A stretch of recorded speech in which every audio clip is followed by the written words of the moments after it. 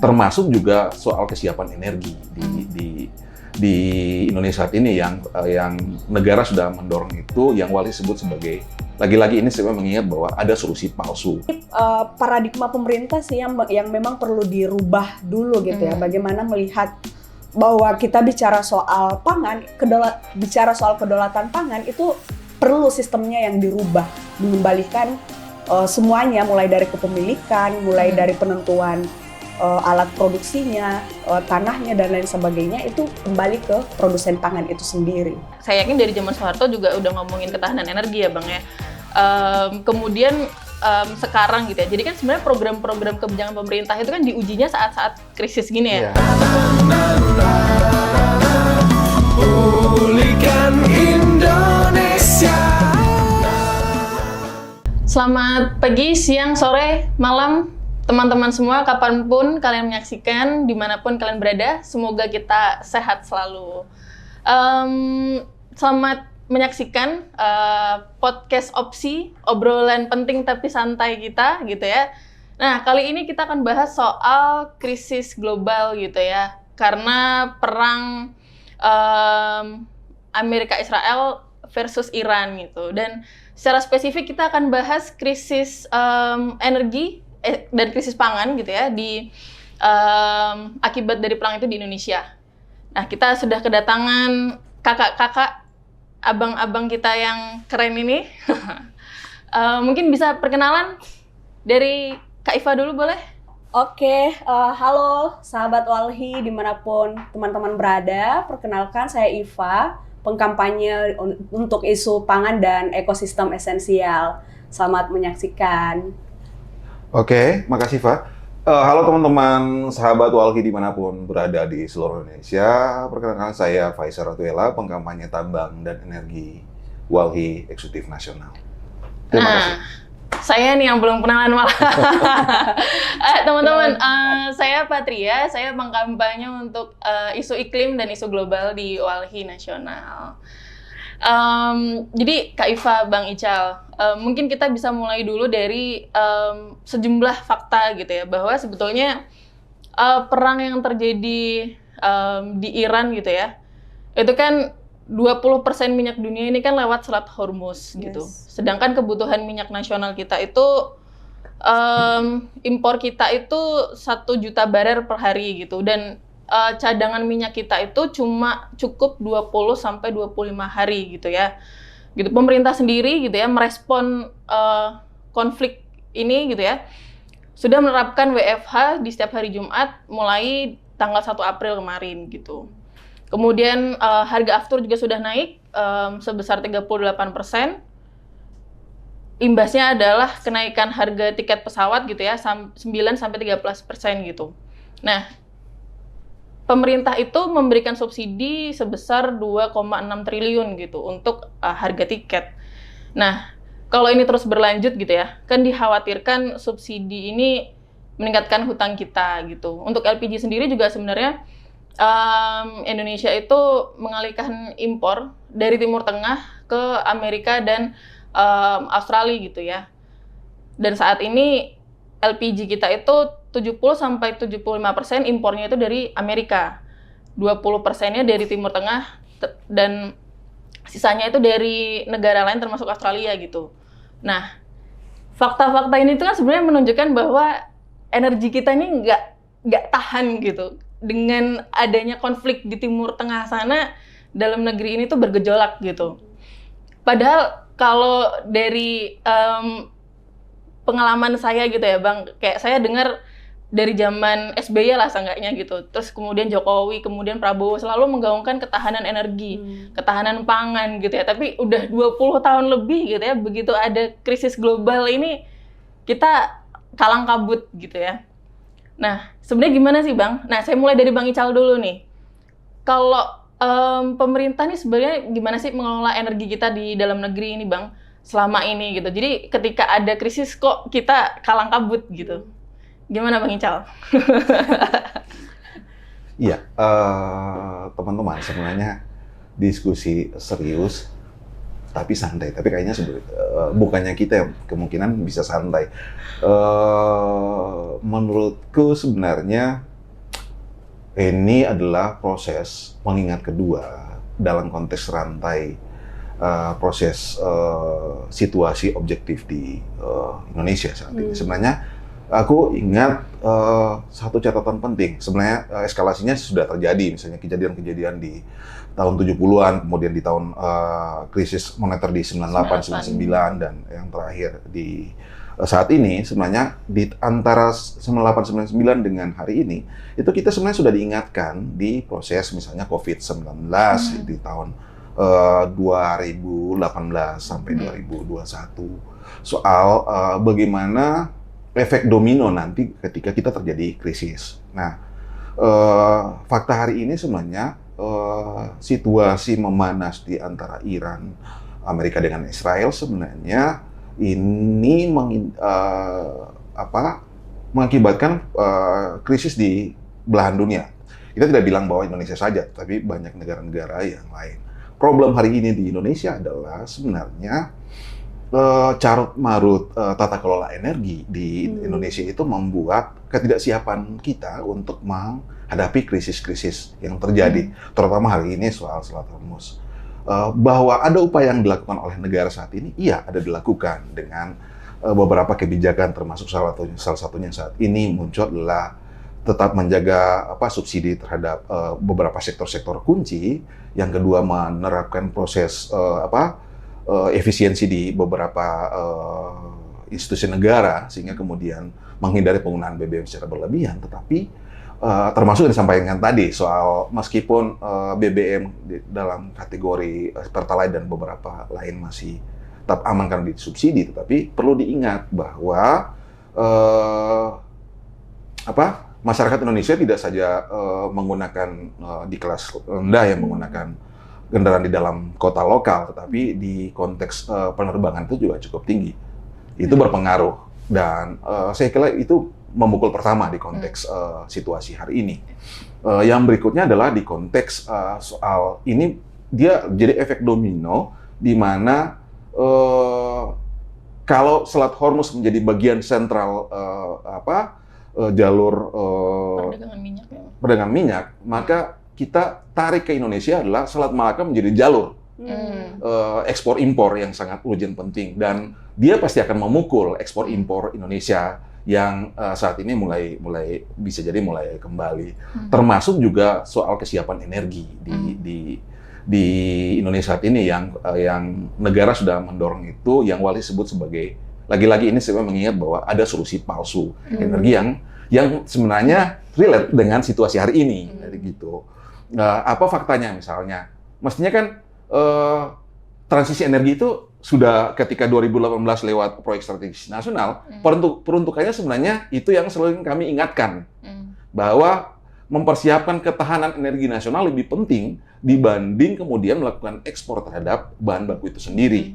Nah, itu yang kemudian kami melihat belum secara maksimal dilakukan oleh negara saat ini. Meskipun beberapa lokasi kilang minyak dalam negeri untuk pengolahan minyak itu sudah mulai dibangun, tetapi kami melihat satu, dalam konteks penyiapan cadangan di dalam negeri itu belum terlalu siap. Yang berikutnya, kalau kita jauh, tapi saya pikir ini pengantar di teman-teman saja di konteks melihat situasi nasional hari ini soal energi, terutama minyak. Begitu, Pak. Iya, Bang. Sebetulnya tuh yang saya bingung ya, Bang. Maksudnya karena balik lagi dari setidaknya saya yakin dari zaman Soeharto juga udah ngomongin ketahanan energi ya, Bang ya. Kemudian sekarang gitu ya. Jadi kan sebenarnya program-program kebijakan pemerintah itu kan diujinya saat-saat krisis gini ya. Real nggak sih mereka ngomongin ketahanan energi itu gitu ya? Apa sih kebijakan yang udah dilakukan sampai kok kita nih sekarang pun gitu ya di tengah kondisi kayak gini tetap krisis gitu. Ini udah berapa presiden, berapa kabinet yang kebentuk, tapi ya masih gini-gini aja gitu, Bang. Nah, itu sih, Bang, yang sebetulnya kelemahan kita itu tuh ada di mana, selain kita lebih mungkin ekspor gitu ya, sebelum kebutuhan dalam negeri terpenuhi gitu, Bang. Kayak misalkan cadangan kita tuh kok bisa hanya cuma 20-25 hari gitu.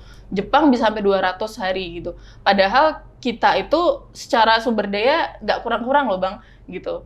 kita energi apapun tuh kita ada gitu, kita tersedia gitu. Tapi ya nggak pernah gitu kita benar-benar tahan gitu ketika ada goncangan-goncangan eksternal ini, Bang. Iya. Gitu. Sebenarnya fakta hari ini di mana Indonesia masih tergantung soal energi fosil. Karena memang energi fosil di Indonesia banyak, kemudian itu menjadi indikator untuk dikelola. Tetapi lagi-lagi yang aku bilang adalah bahwa proses aktivitas untuk pengolahan itu masih belum maksimal dikelola oleh negara. Justru sebagian besar dia diolah di luar di situ untuk penyiapan energi nasional, terutama minyak dan gas.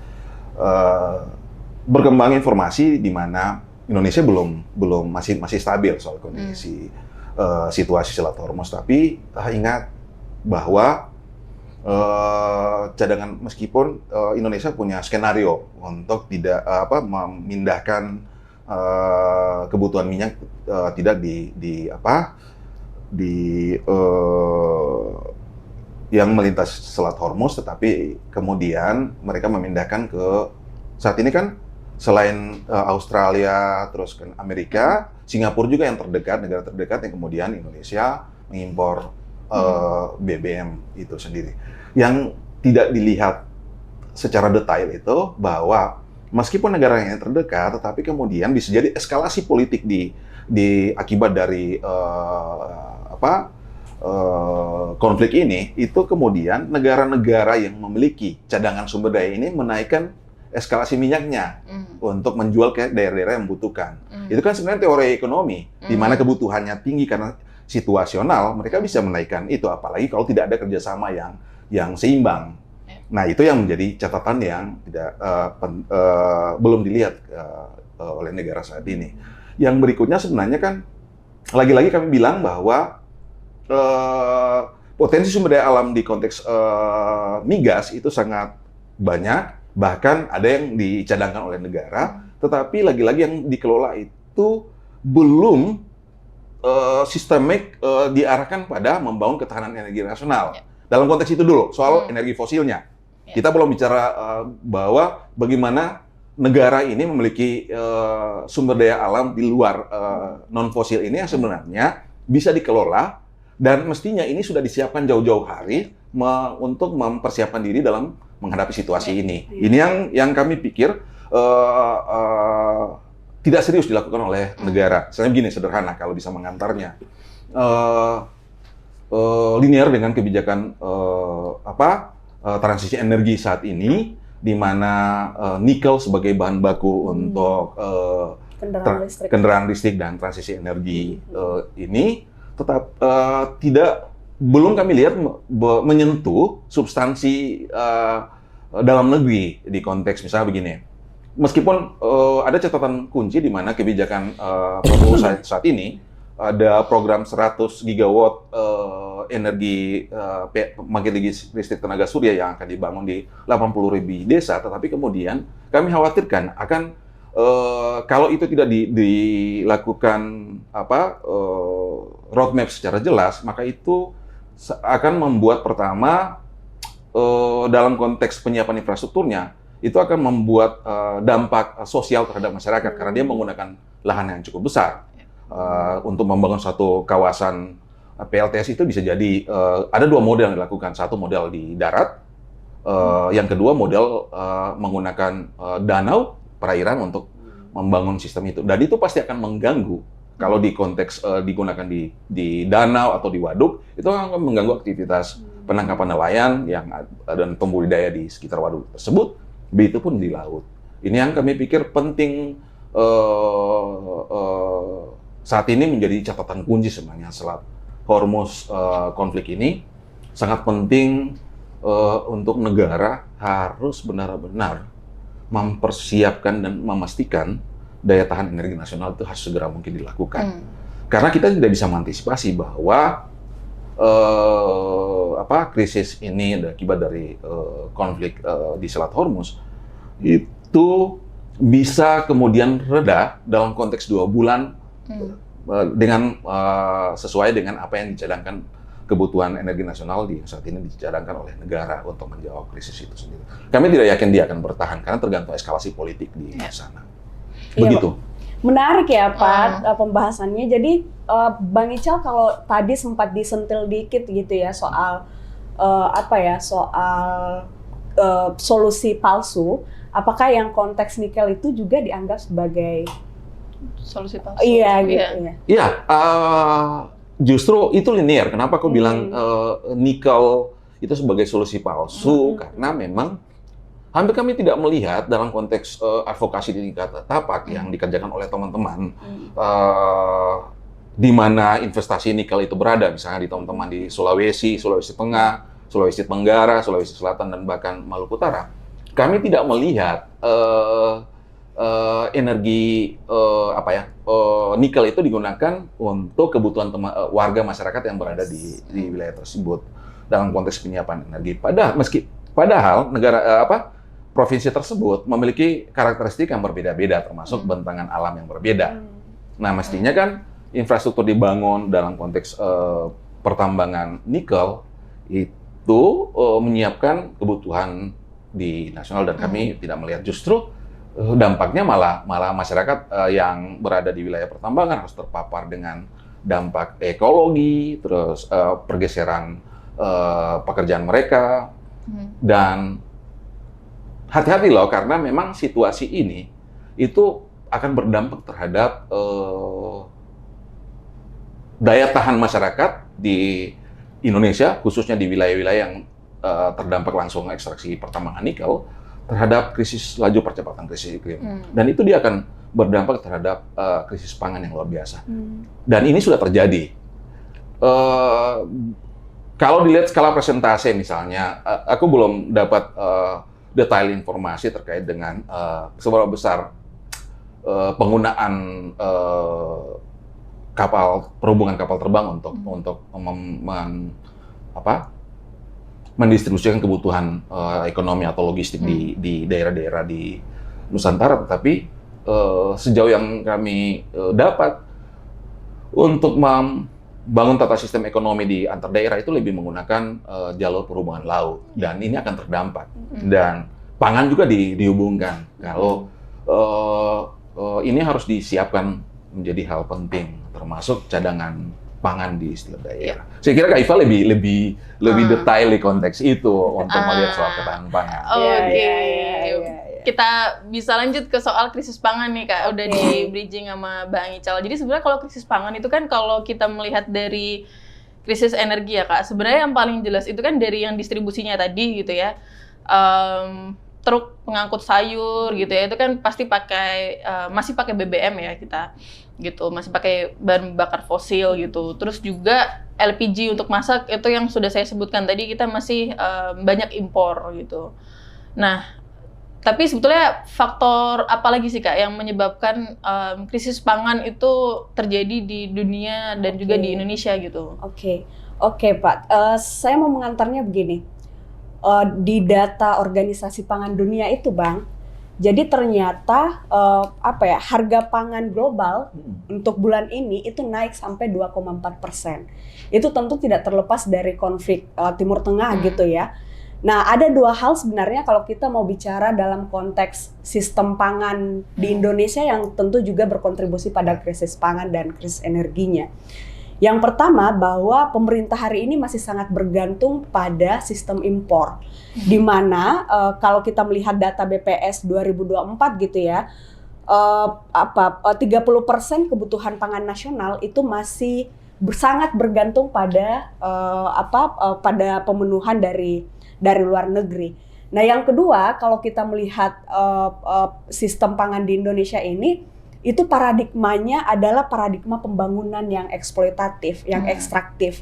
Semua sumber-sumber pangan, semua lahan-lahan pertanian produktif itu dialihfungsikan menjadi misalnya perkebunan skala besar gitu ya. Sawit, kemudian untuk program food estate gitu ya, yang juga salah satu program strategis nasional.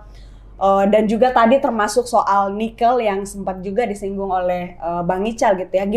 Bagaimana program-program ini itu dibangun dan dibangun di atas wilayah kelola rakyat. Yang notabene-nya seharusnya itu pemerintah hadir untuk melindungi dan mengakui bahwa ada petani, ada nelayan yang notabene-nya mereka adalah produsen pangan, itu yang seharusnya dilindungi. Bahwa pengelolaan sistem pangan di Indonesia itu seharusnya dikembalikan oleh produsen pangan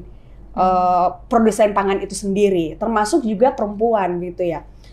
Hari ini kita juga melihat bahwa konteks krisis pangan kita tidak lagi bicara soal seberapa besar produksi beras gitu ya, atau atau misalnya jagung gitu ya, tetapi kita juga perlu melihat seberapa besar misalnya produsen pangan termasuk perempuan itu memiliki hak untuk mengakses, mengelola, mengontrol sumber pangannya. Kita melihat sejauh ini gitu ya, masyarakat itu dipaksa untuk beradaptasi dengan pasar. Kenapa? Karena memang kebijakan atau sistem kita itu sangat bergantung pada pasar global. Jadi yang menentukan harga itu bukan produsen pangannya gitu ya. Yang menentukan harga pangannya itu ya pasar, termasuk juga soal apa yang perlu diproduksi. Produksi pangan itu sangat tergantung pada kebutuhan pasar, bukan pada kebutuhan masyarakat itu sendiri, termasuk perempuan. Di beberapa wilayah misalnya, teman-teman Papua itu kan sebenarnya makanan utamanya itu adalah, pangan utamanya adalah sagu ya. Tetapi dipaksa untuk menanam jagung misalnya, dengan berbagai program yang dikeluarkan oleh pemerintah. Nah, belum lagi konteks situasi ini, konteks krisis pangan, itu kita akan, Indonesia ya khususnya akan diperhadapkan dengan Godzilla El Nino, yang tentu juga ini akan memperparah krisis pangan yang sudah terjadi gitu ya. Nah, data Walhi sendiri, Walhi sendiri memprediksi mulai di bulan Maret gitu ya, ada beberapa wilayah yang mengalami kekeringan sedang, kemudian kekeringan berat, dan bahkan kekeringan ekstrim. Dan di 3 provinsi, Nusa Tenggara Timur, Nusa Tenggara Barat, dan juga sebagian di Pulau Kalimantan, itu mereka adalah wilayah yang rawan atau punya kerentanan gitu ya, kerentanan kekeringan ketika El Nino itu datang. Jadi kompleks ya, kalau kita bicara soal krisis pangan, ada banyak hal yang mempengaruhi soal itu. Yang pertama tentunya sistem pangan di Indonesia itu sendiri yang masih menempatkan produsen pangan itu hanya sebagai objek. Maksudnya objek penerima manfaat program dari mereka gitu ya, yang tentu bukan kebutuhan petani misalnya ya. Misalnya kayak gini, contohnya kayak gini. Petani diberikan alat bantu kontraktor lah. Traktor. Nah, itu kan sebenarnya bagaimana petani mau menggunakan traktornya sementara lahannya tidak tersedia. Lahannya diambil alih oleh perusahaan nikel misalnya, atau perkebunan sawit misalnya. Gitu. Jadi paradigma pemerintah sih yang memang perlu dirubah dulu gitu ya. Bagaimana melihat bahwa kita bicara soal pangan, bicara soal kedaulatan pangan itu perlu sistemnya yang dirubah, mengembalikan semuanya, mulai dari kepemilikan, mulai dari penentuan alat produksinya, tanahnya dan lain sebagainya, itu kembali ke produsen pangan itu sendiri. Ya.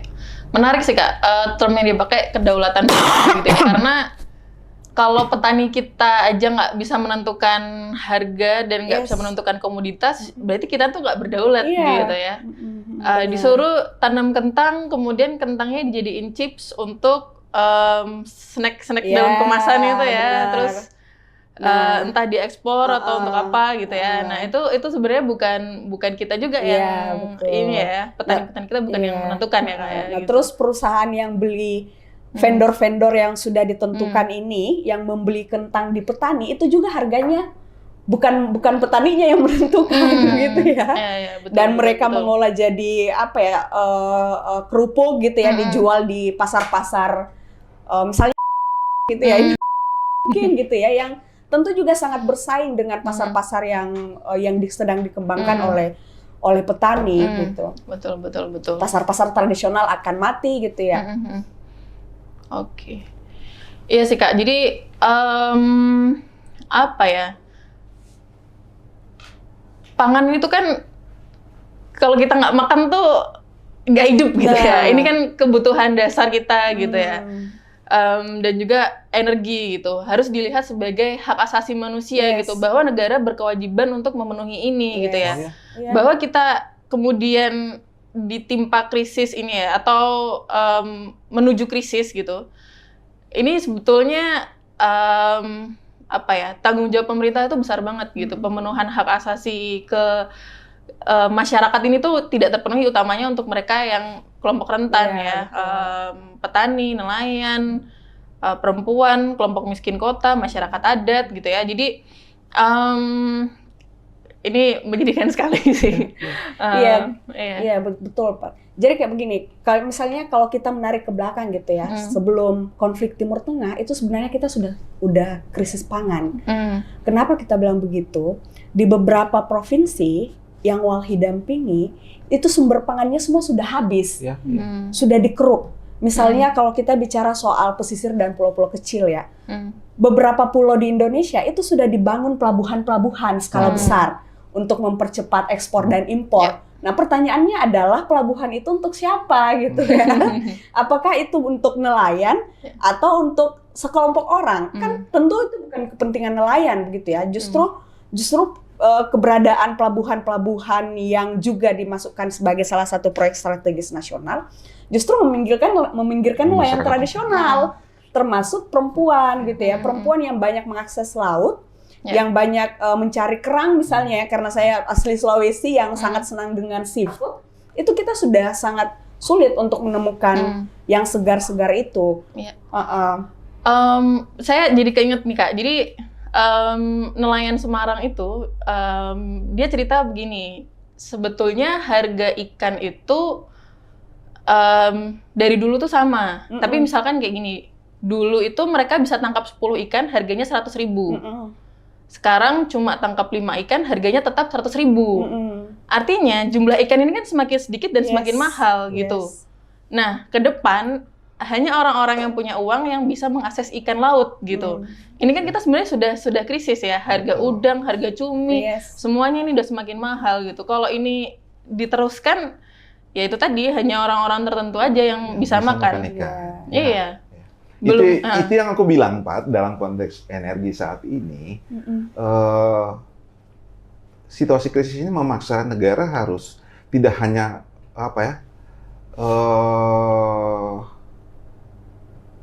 kayak seperti ini, pemadam kebakaran yang ketika ada situasi baru kemudian merespon itu, tetapi kemudian dia harus mitigasi. Mitigasi itu terstruktur, dia punya bacaan lengkap terkait dengan cadangan energinya, migasnya.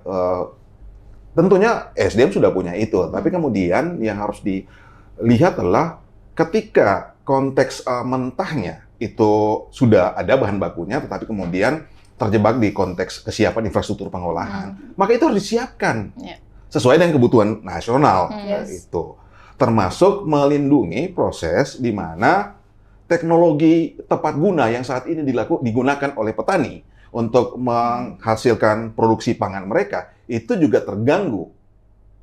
Ingat loh, itu juga terganggu bukan saja karena transportasi yang kemudian yang menggunakan BBM yang akan terganggu, tetapi kesiapan infrastruktur pertanian yang menyupport pangan itu menjadi objek penting yang harus dilihat saat ini. Itu yang saya bilang tadi, ketika harga BBM $1 per barel mengalami kenaikan, itu berpengaruh terhadap jalur distribusi logistik antar provinsi, terutama di sektor pangan yang Kak Iva bilang tadi. Yang berikutnya memang, aku sama dengan Iva, kami orang timur yang terbiasa dengan laut, dan per tadi pagi aku ngecek, telepon dengan teman-teman di Maluku Utara, gimana harga tiket di sana? Lu bayangin, aku tinggal di Ternate, terus kemudian ada ke salah satu pulau, namanya Pulau Bacan, ibu kota Kabupaten Halmahera Selatan, dan harga sebelum terjadi krisis ini, harga tiketnya untuk ekonomi warga 170.000 dan sekarang sudah naik ke 250.000 per orang. Di konteks penumpangnya seperti itu, bagaimana kebutuhan distribusi hasil pertanian warga dari satu pulau ke pulau yang lain, ini juga akan naik di konteks itu. Sementara yang dilakukan dalam konteks subsidi hanya mendorong di sektor bantuan BLT yang tercatat 800.000 sampai 1 juta per kakak. Ini tidak bisa menjawab secara meskipun ini tidak bisa menjawab secara real karena 800.000 per kakak itu tidak berpengaruh terhadap kalau mereka tidak bisa membawa hasil pertanian, hasil perikanya untuk dijual. Karena ini akan naik dan itu berpengaruh terhadap industri UMKM yang ada di Indonesia.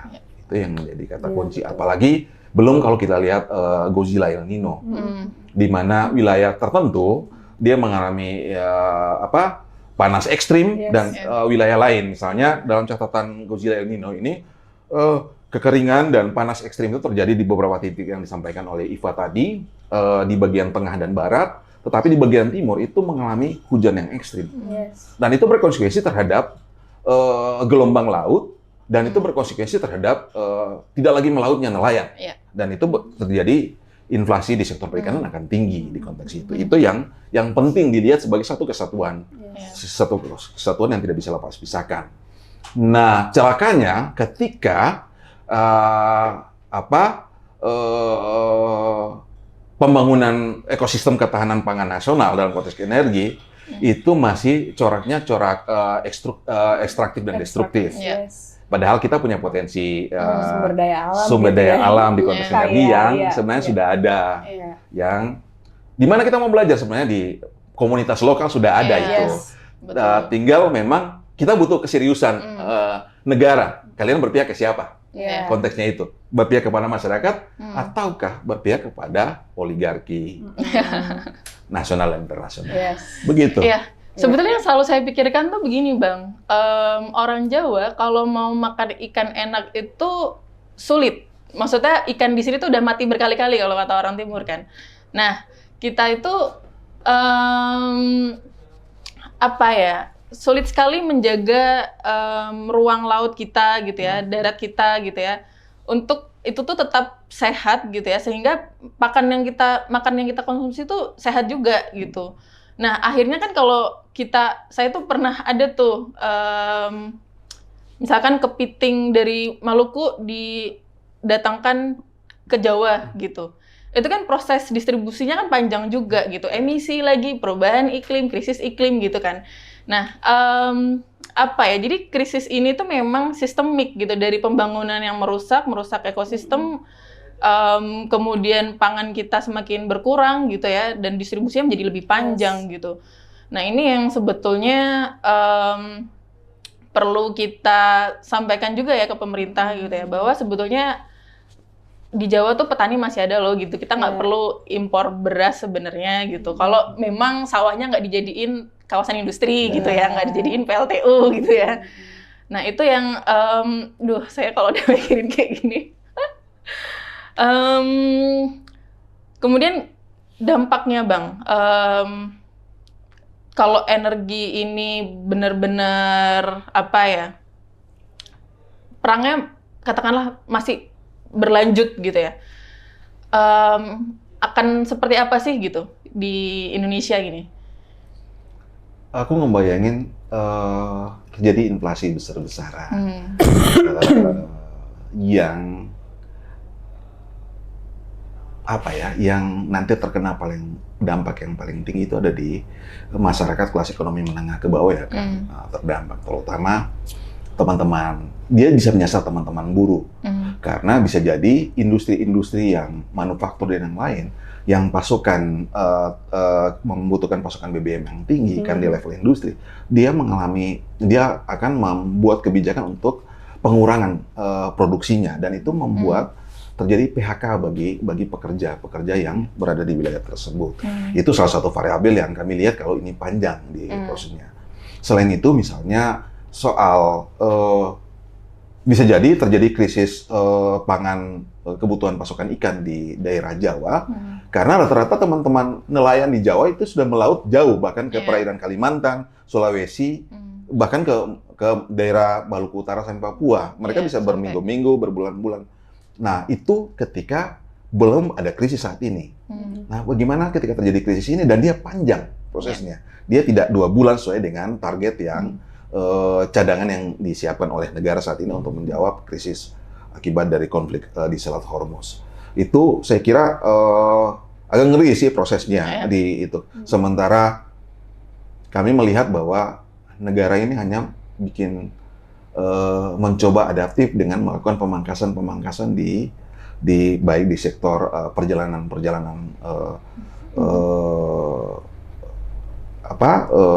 aparatur pemerintahan daerah, terus kemudian strategi work from home, halal lebih halal dikurangi gitu ya. Iya. Tapi belum menyasar dampak kunci di level komunitas bawah. Di bawah itu yang akan terkena dan terpapar. Bisa jadi kita bisa melihat bagaimana kebutuhan pasokan listrik di daerah itu akan terganggu besar. Nah, itu yang sebenarnya perlu diikhtiarkan. Beberapa wilayah sebenarnya ada kesalahan yang kami lihat kekeliruan dalam konteks menerapkan pemasukan kebutuhan listrik di beberapa wilayah dengan menggantungkan ke industri ekstraktif. Misalnya Maluku Utara itu di Halmahera Tengah, di mana kebijakan overproduksi dari PLTU batubara dari industri nikel milik PT Indonesia Weda Industrial Park itu kemudian didistribusikan ke kota Weda di Halmahera Tengah. Nah, ketika situasi Selat Hormuz ini panjang dan kemudian perusahaan itu memangkas kebutuhan pasokan minyak, bisa jadi mengganggu pasokan distribusi listrik ke warga di situ. Nah, saya jadi teringat Pak. Jadi tadi pagi saya itu iseng-iseng Bang, cek-cek berita gitu ya.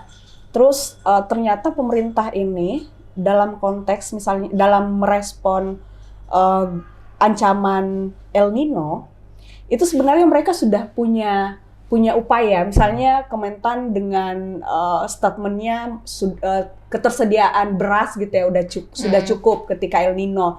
Masyarakat tidak perlu khawatir gitu loh. Tapi kan persoalannya bukan hanya beras gitu ya. Sumber pangan kita itu bukan cuma beras, tapi beragam. Ada sagu misalnya, kemudian ada juga ikan kita di timur yang tidak bisa hidup kalau tidak makan seafood gitu ya Bang. Jadi hal yang itu. Yang kedua, dalam respon situasi kekeringan berkepanjangan, kemudian juga krisis pangan, masih tadi pagi juga saya baca beritanya. Pemerintah ini katanya akan mendistribusikan sekitar 800.000 lebih pompa air untuk menghadapi kekeringan. Pertanyaannya adalah, kalaupun ada pompanya, kawasan ekosistem esensialnya itu sudah terganggu. Yang notabene-nya adalah semua penyangga air.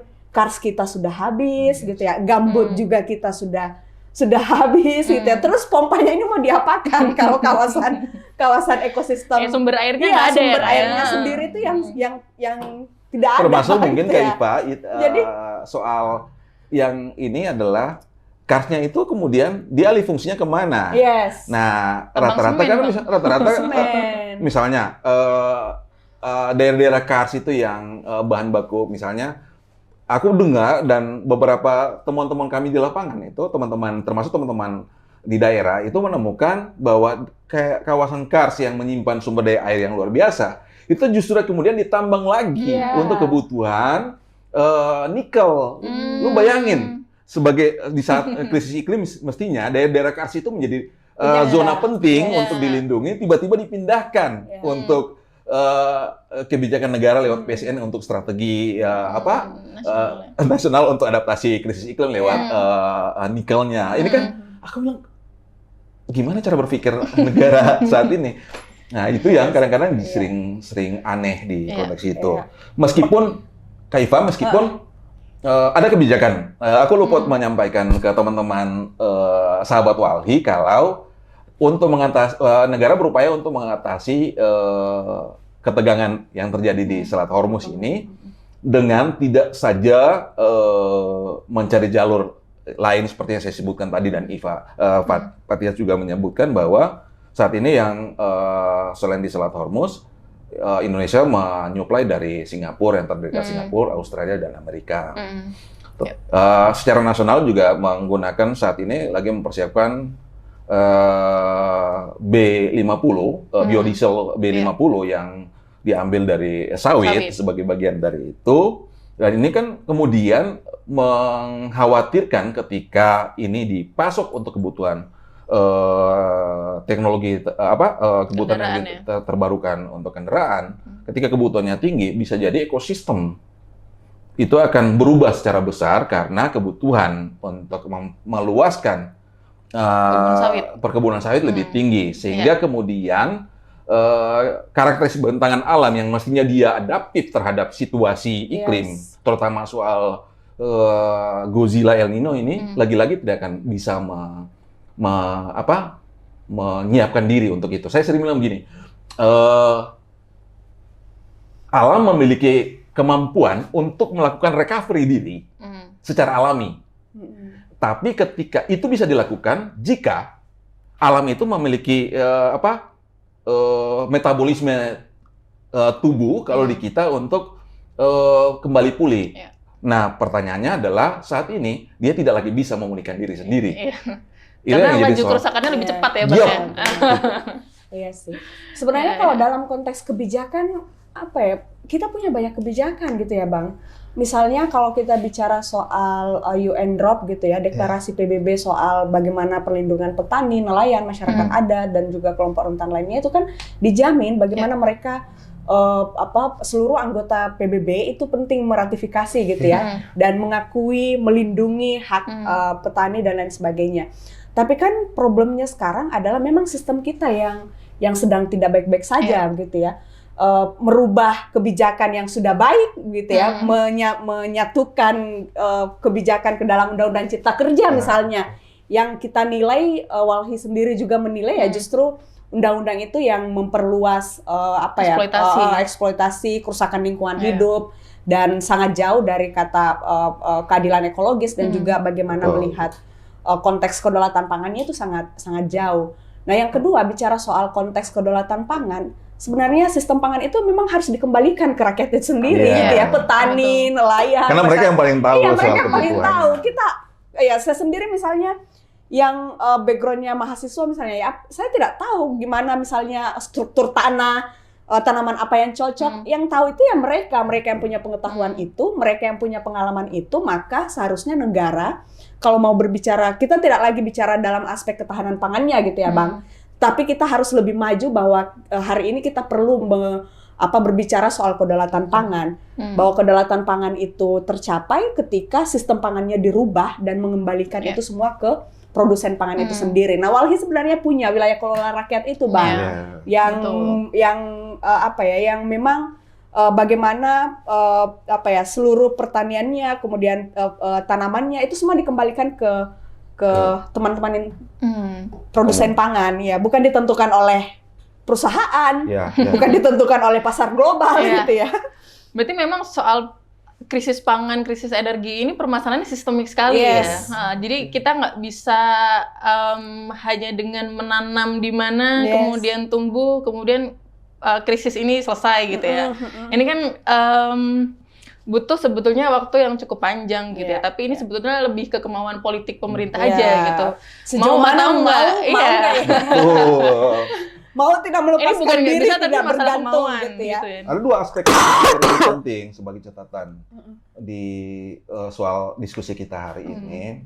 Satu hal adalah pemerintah harus segera mungkin untuk menyiapkan infrastruktur nasional soal ketahanan energi, termasuk juga yang linier menyebabkan dampak laju krisis iklim yang semakin menjadi-jadi di sini. Salah satunya adalah sebenarnya kembali ke mau tidaknya rezim saat ini melakukan pengetatan perizinan industri ekstraktif, terutama yang soal yang yang berhubungan dengan transisi energi dan penghancuran tata sistem ekologi. Termasuk ini ya Bang, melakukan evaluasi terhadap izin-izin pertambangan gitu ya. Itu yang paling penting di situ. Dan yang berikutnya adalah menyusun blueprint kebutuhan energi di nasional, termasuk juga pangan sebenarnya yang kulihat. Kenapa?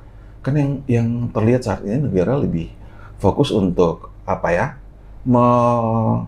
bahan baku kebutuhan dunia yang ada di Indonesia itu kemudian dipaksa keluar dulu, baru kemudian menyiapkan kebutuhan nasional. Mestinya kan negara harus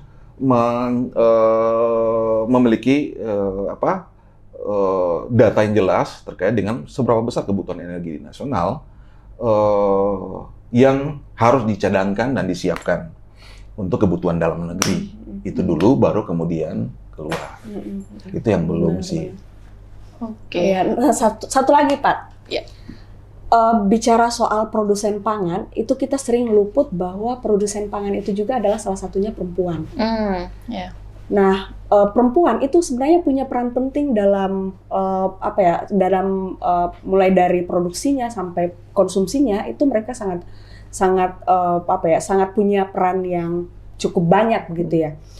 Nah, ketika misalnya krisis pangan ini terjadi, termasuk juga energi, yang paling terdampak itu sebenarnya perempuan. Bang Ical, saya mau tanya, misalnya kalau Bang Ical menghadapi krisis pangan, yang memikirkan pangan ini tetap tersedia, Bang Ical atau siapa, Bang? Nah, aku di keluarga membayangin kalau tiba-tiba yang terbiasa makan ikan di dapur biasanya tersedia ikan dan lain, terus tiba-tiba makan telur, makan telur. Nah, itu pasti bisa jadi mencak-mencak di rumah. Jadi saya mau bilang bahwa ketika krisis pangan terjadi itu yang tetap memikirkan pangan itu tersedia, pangan keluarga gitu ya, itu adalah perempuan. Ya. Maka seharusnya juga pemerintah mengakui bahwa produsen pangan itu adalah perempuan, nelayan, petani, masyarakat adat, dan lain-lain. Iya. Kita sudah di penghujung podcast Abang Kakak gitu ya. Tidak terasa ya Bang ya. Mungkin masing-masing closing statement aja gitu ya. Dari Bang Ical dulu mungkin. Ya aku paling mengulang apa yang saya sampaikan tadi, bahwa aku hanya mengingatkan bahwa Indonesia ini negara kepulauan. Yes.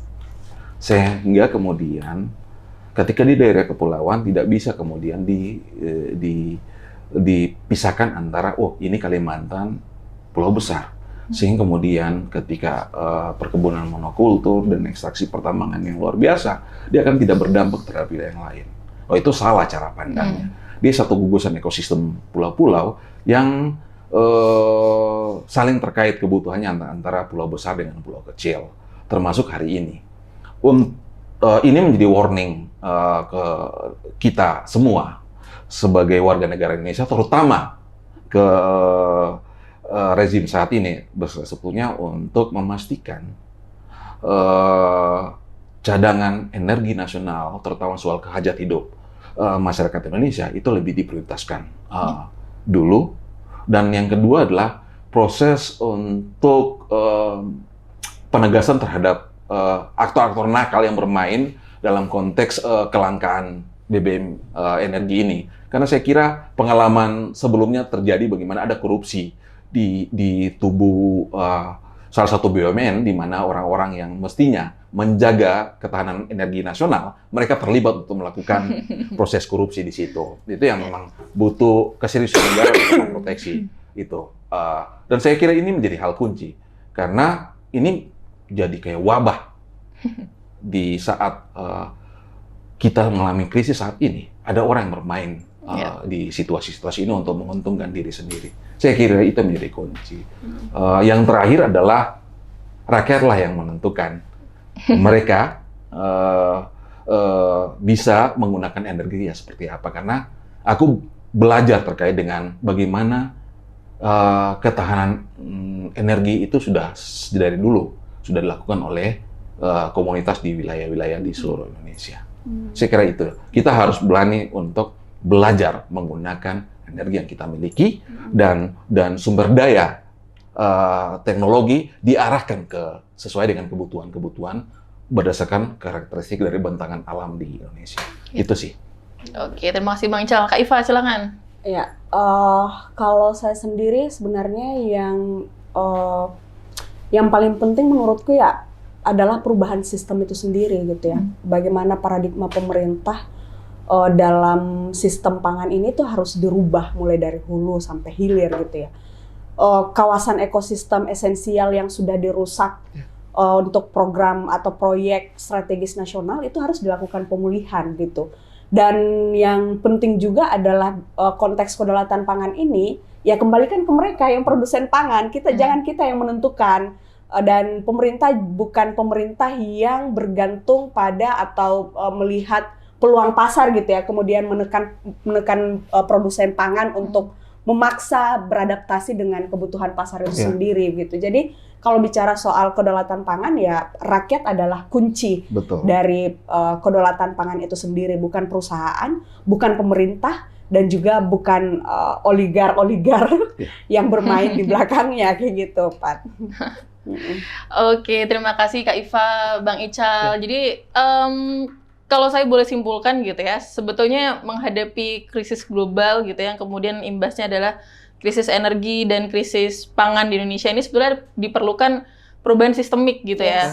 Gitu. Dimana sebetulnya nggak cuma ngomongin ketahanan pangan dan energi, tapi kedaulatan pangan dan kedaulatan energi gitu. Ini kita akan jadi bangsa yang luar biasa nih kalau misalkan kita benar-benar berdaulat gitu ya. Kita menentukan harga sendiri, komoditas sendiri gitu ya, bisa memproduksi energi sendiri. Itu akan sangat, dan kita mendapatkan manfaat gitu ya. Kita akan jadi macan beneran ini. Bukan meong-meong. Oke, terima kasih teman-teman yang sudah menyaksikan. Sampai jumpa di podcast opsi berikutnya. Dadah. Salam adil dan lestari. Lestari.